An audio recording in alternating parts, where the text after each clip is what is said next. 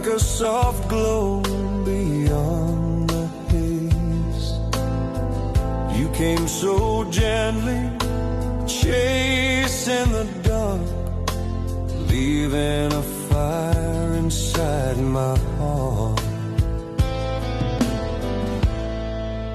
You are my dawn star, born before the light, never fading in the sky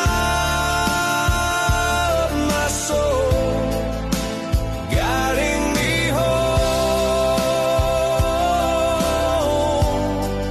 forever to you.